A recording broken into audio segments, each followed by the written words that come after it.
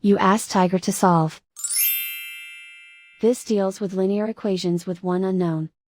The final result is m equals -6. Let's solve it step by step. Group all constants on the right side of the equation. Add 4 to both sides.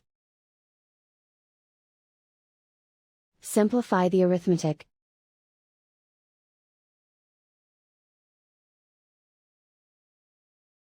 Isolate the m. Divide both sides by -3. Cancel out the negatives. Simplify the fraction.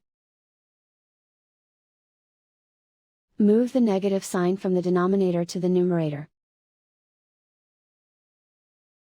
Find the greatest common factor of the numerator and denominator. Factor out and cancel the greatest common factor.